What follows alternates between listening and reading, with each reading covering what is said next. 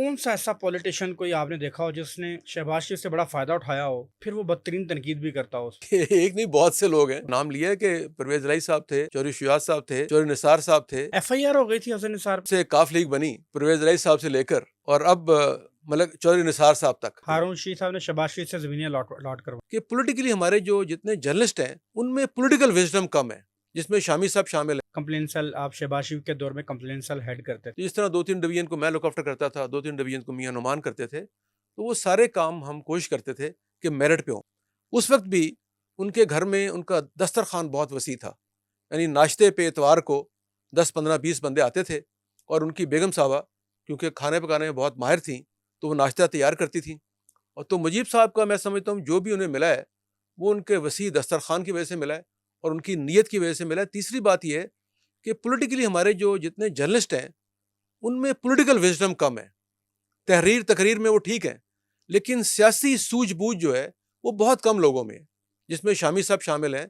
और अगर थोड़ा सा मुतअस्सबाना रवैया अख्तियार ना करें हारून रशीद साहब, तो उनमें भी पॉलिटिकल विजडम मौजूद है और हसन निसार साहब भी, लेकिन क्योंकि वो एक पार्टी बन चुके हैं दोनों हजरात, तो उसकी वजह से ज़रा उनकी जो यानी सोच है उसमें एक एक तरफा सोच के हामिल हो गए हैं। लेकिन मुजीब साहब जो हैं वो हमेशा दरमियाना रास्ता अख्तियार करते हैं, तनकीद भी करते हैं, तायद भी करते हैं और किसी के ख़िलाफ़ बदज़ुबानी नहीं करते, अखलाक से गिरी हुई बात नहीं करते। तहरीर उनकी बड़ी मुनासिब और जानदार होती है। तो मेरा ये ख्याल है कि मुजीब साहब ने ज़िंदगी में जो मेहनत की है और जो उनकी मेहमानदारी थी या उनके लिए दुआएं थी उनके फैमिली की, उनके father in law Jamaat Islami में थे, उनकी बेगम साहबा, तो उन लोगों ने बड़ी मेहनत की है और फिर आहिस्ता आहिस्ता अल्लाह ने उनको अजर दे दिया। अच्छा ये बताइएगा 2-3 मैं चाहता हूँ कि शहबाज शरीफ साहब वाला अब कुछ वाक़यात आप उनके करीब रहे। ये बताइएगा कि कौन सा ऐसा पॉलिटिशियन कोई आपने देखा हो जिसने शहबाज शरीफ से बड़ा फ़ायदा उठाया हो, फिर वो बदतरीन तनकीद भी करता हो उस पे? देखें, एक नहीं, बहुत से लोग हैं। तो थोड़ा-सा कुछ बताएँ। देखें, मेरा ख्याल में आप शुरू हो जाएं कि जब से काफ लीग बनी परवेज इलाही साहब से लेकर और अब मतलब चौधरी निसार साहब तक, यानी 20 साल की कहानी है। तो उसमें जितने लोग उनके करीब थे उनसे फ़ायदा उठाते रहे, उनके दोस्त रहे, वो आहिस्ता आहिस्ता इक़्तिदार के लिए या किसी भी लालच में उनके बदतरीन मुखालिफ बन गए। कौन-कौन थोड़ा मैंने नाम लिया है कि परवेज इलाही साहब थे, चौधरी शुजात साहब थे, चौधरी निसार साहब थे, आप नाम लेते जाइए ना। तो ये तो एक 25 साल की कहानी है कि जो शौकत बसरा पे क्या एहसान किया था? हाँ, शौकत बसरा साहब हमारे भी दोस्त हैं। वो पहले पीपल्स पार्टी में थे, फिर पीटीआई में आ गए। जब वो पीपल्स पार्टी में थे तो 2008 से 13 तक कोalition गवर्नमेंट थी पंजाब में। तो शौकत बसरा साहब के साहबजादे बीमार हुए तो उनको इलाज के लिए इंडिया ले जाना पड़ा और उसके लिए जो मुआवनत थी वो हुकूमत पंजाब ने फराहम की और यकीनन उसमें शहबाज शरीफ साहब का बड़ा किरदार था। तो उसके बाद चंद दिनों बाद ही बसरा साहब जो थे वो फिर तलवार लेकर मैदान में आ गए। कितने पैसे दिए शौकत बसरा के बेटे के इलाज के मुझे लिए? एग्जैक्टली याद नहीं है, 70 लाखों लाख के करीब कोई कुछ लाखों रुपए थे जो दिए गए अच्छा। थे। लेकिन उसके बाद फिर वो तलवार लेकर फिर सामने आ गए और फिर वही तनकीद, वही तकरीर, वही अल्फाज। फिर वो पीटीआई में चले गए और ख़तरनाक हो गए। उनकी ज़ुबान और बयान जो थी वो और तेज़ हो गई। तो मैं आपने नाम लिया तो मैंने जिक्र कर दिया। इस तरह बहुत से लोग हैं जिनकी कुर्बत थी, जिनके साथ दोस्ती थी, उनके साथ एहसानात भी थे। लेकिन जब वहाँ मामला आया इक़्तिदार का, लालच का, ओहदे का, तो लोग अपना रास्ता बदल गए। क्या हारून रशीद साहब ने भी कोई फ़ायदे उठाए? देखिए, हारून रशीद साहब पहले बहुत करीब थे इनके और उनके कई काम वो कराते रहते थे और शहबाज शरीफ से काम करवाते थे अपने? करवाते थे यकीनन, क्योंकि कई सिफारिशें करते थे वो। और भी बहुत से लोग थे जो सिफारिशें करते थे आके और पहले वो टाइम लेते थे, फिर टाइम लेके मिलते थे, फिर कुछ दोस्तों को साथ ले जाते थे, फिर कुछ पॉलिटिकल लोगों को साथ ले जाते थे।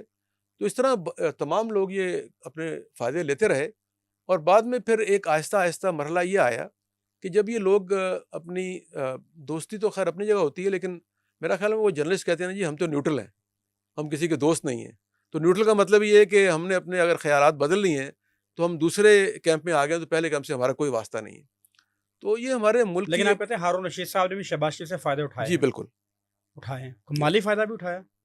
देखिए, अब उसकी तफसीलात बहुत सी हैं जिनमें مالی فائدہ اس طرح نہیں ہو سکتا کہ آپ جا کے کسی کو 10 لاکھ روپے دے دیں، اس میں کوئی زمین لے لی، اس کی الاٹمنٹ کرا لی، اس میں سپورٹ لے لی، کوئی اس طرح کے معاملات ہوتے ہیں جس میں فائدے ہو جاتے ہیں۔ ہارون رشید صاحب نے شہباز شریف سے زمینیں الاٹ کروائیں۔ نہیں، زمینیں الاٹ نہیں کرائیں، زمینیں لیں، اور پھر ان کے جو معاملات تھے، کوئی اس میں تنازعات تھے یا ان کی ٹرانسفر کیس تھا، اس طرح کے اور کیسز جس میں ان کی مدد لی اور اس میں ان کی مدد کی گئی۔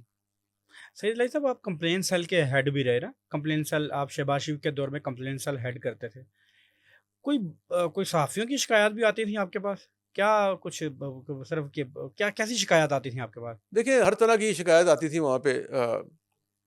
اصل میں میرا مین کام تو یہ تھا کہ جو ہماری ایک ٹیم تھی جس میں میاں نعمان صاحب تھے، بلیغ الرحمان صاحب تھے، سردار ایاز صاحب تھے، اور سلمان رفیق صاحب تھے، جو basically MNAs MPAs کی ملاقاتیں کراتے تھے سی ایم سے، اور پھر ان کے کاموں کو فالو اپ کرتے تھے۔ تو اس طرح 2-3 ڈویژن کو میں لک آفٹر کرتا تھا، 2-3 ڈویژن کو میاں نعمان کرتے تھے۔ تو وہ سارے کام ہم کوشش کرتے تھے کہ میرٹ پہ ہوں۔ جیسے فرض کریں ایک ایم این اے صاحب آگے گجرانوالہ سے کہ جی یہ تھاندار میرا لگا دیں یا پٹواری لگا دیں، تو شہباز شریف صاحب گرمی کھاتے تھے کہ نہیں یار یہ کام نہیں کرنا۔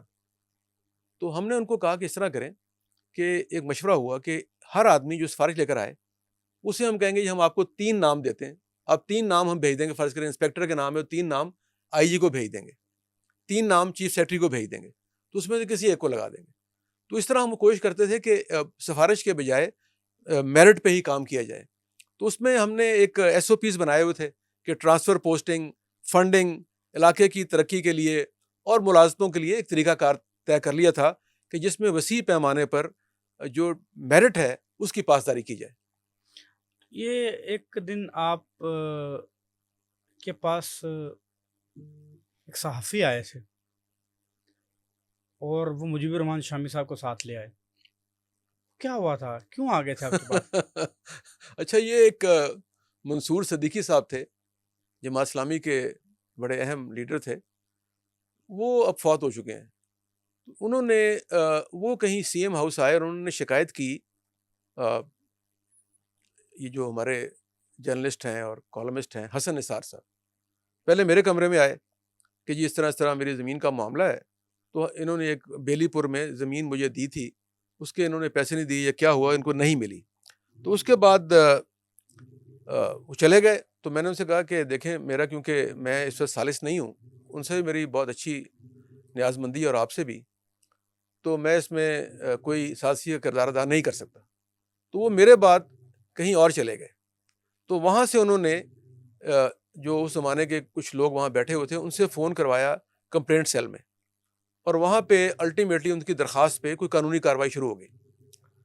تو وہ جب ساری بات ہوئی تو ایک دن مجیب شامی صاحب کا مجھے فون آیا کہ حسن نثار صاحب، میں اور ایک صاحب کوئی اور تھے شاید، تو وہ سی ایم ہاؤس آ گئے۔ تو انہوں نے مجھے کہا کہ آپ نے بڑی زیادتی کی ہے، آپ نے حسن نثار صاحب کے خلاف کارروائی کا آغاز کروایا۔ میں نے کہا جی مجھے تو پتہ ہی نہیں ہے، نہ میں نے کروایا ہے اور نہ ہی میرا یہ کام ہے۔ کمپلینٹ سیل 5 کلب پہ بیٹھتا ہے اور میں 7 کلب پہ بیٹھتا ہوں۔ لیکن ان کو میں نے یہ نہیں بتایا کہ منصور صاحب میرے پاس آئے تھے، میں نے کہا وہ آئے تھے، چائے پی کے چلے گئے۔ خیر جب انہوں نے اصرار کیا اور ناراضگی کا اظہار کیا، کیونکہ اوبیسلی ان سے تعلقات تھے، نیاز مندی تھی، حسن نثار صاحب سے بڑی محبت کا سلسلہ تھا، تو پھر میں نے وہاں پہ سٹاف سے تحقیق کی کہ بھئی یہ کیا ہوا۔ تو معلوم ہوا کہ وہ جو صاحب تھے منصور صاحب، انہوں نے کسی سے فون کروایا، کمپلینٹ سیل میں گئے اور وہاں پہ وہ ساری انٹریز تھیں موجود کہ کہاں سے کاغذ کہاں گیا، کس نے عمل درآمد کیا، کس نے آرڈر کیے، کس کو مارک ہوا۔ تو اس میں ان کو جب میں نے دکھایا سارا ریکارڈ تو انہیں یقین آ گیا کہ یہ میرے کہنے پہ نہیں ہوا۔ تو پھر انہوں نے معذرت کی، گلے ملے، چائے پی اور چلے گئے۔ ایف آئی آر ہو گئی تھی حسن نثار پہ؟ میرا خیال ایف آئی آر شاید اس کے آرڈر ہو گئے تھے یا ہو گئی تھی، مجھے ایگزیکٹلی یاد نہیں ہے، لیکن کوئی قانونی کارروائی تھی جو بعد میں معاملات طے ہو گئے۔ اس میں شاید وہ جو منصور صدیقی صاحب تھے انہوں نے ایک پلاٹ خریدا تھا، لیکن اس کی پوری پیمنٹ نہیں کی، جس کی وجہ سے انہوں نے اس کو دینے سے انکار کر دیا۔ وہ بات بڑھتی گئی تو بالآخر وہ قانونی جو جنگ تھی اس میں بدل گئی۔